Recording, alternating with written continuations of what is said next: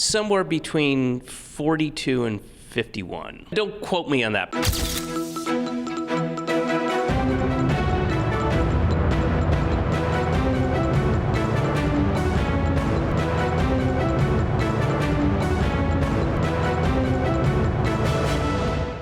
David, thank you so much for your time. Wonderful to see you. Thank you. And what's with people? Well, I go in order. London, Seattle, Toronto, Atlanta, Edinburgh.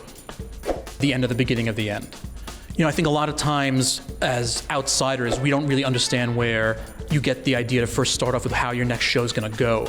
And this case seems maybe a little different compared to other times for you because there are personal experiences that are taking over a larger amount of this show than in the past. Is that the case? Yeah, that's absolutely the case. Yeah, happy accident, as it were. You know, there's a real story in probably every special I've done, but this one is like a 25-minute long story. And I remember when it was happening, I was like, I cannot wait to tell this story on stage.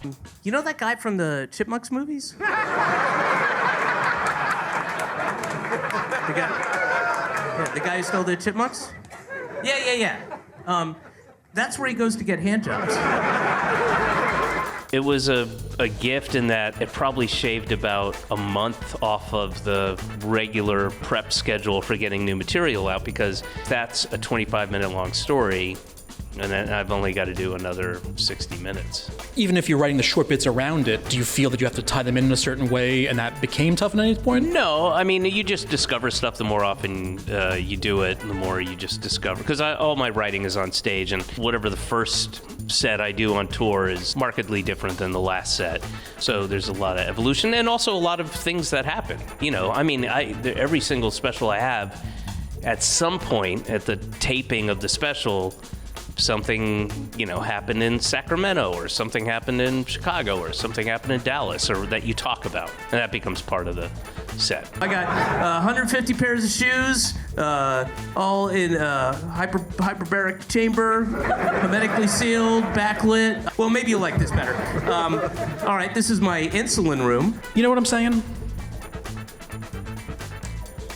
I mean, definitely, all of it, but like, the kind of like Dr. Dre era, probably, if I had to pick. I mean, 800-pound Gorilla's been around for a while. Probably, you know, a little after pandemic-wise, it became a much more known thing. Has it changed a lot of the ways in the way you produce it all? I mean, this one was all in, it was like 180,000. I think the cheapest one was the one I did at the Bell House during the pandemic. But that's also, if you're not in a theater, even if you are in the theater, there's no reason for specials to cost so much money and look that clean and 4K HD sharp, and you don't need 17 cameras and a jib and a crane. It's just bullshit. You do not need it. And if you don't need it, then why pay for it? I'm paying for these things, and I'm happy with it, you know? Can you even believe? I don't want to give everything away, but it's basically, you want to start with this is important, 75 to 25% fat ratio, and then you don't drain it. You simmer, you put it with the onions and the garlic, let that cook down. Don't do anything fancy to it, you don't need to, and you do not drain it. Then you add everything, and then you let it cook down. And I'm talking like a day and a half, and you let it cook down, and again, never drain it. I am a Mr. Show fanatic, and something about Mr. Show, let alone just the fact that how hilarious it was, is that... How come you're not on camera? This time they didn't have enough camera for me, I guess. Well, you should have taken one from one of those Netflix specials. Thank you, that sounds like going. But the transitions in that show, is that something where you felt after a while that you backed yourselves into a corner because we decided to do it and it worked well, that you had to keep doing it? Yeah, that was a constant source of frustration. And if you see in an episode and we're pulling out of a poster or pulling out of a mug or a nameplate or something, that means we spent 2 days pulling our hair out, all of us trying to find the transition and just going, fuck it, we're wasting time, just pull out of a poster. We tried not to do that. It was a constant source of consternation for for us to figure out what the transition was going to be.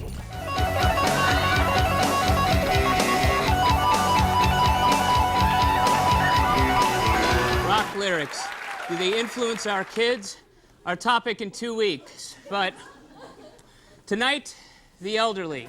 Interestingly enough, since Maynard, Karina, and Matt are going to be in town tomorrow performing, and I know Christopher was first shown on Mr. Show, I'm curious though, was that something that he came with and wanted to use the name, or you actually wrote it and he adapted the name? No, that was his. Yeah, no, that was Maynard.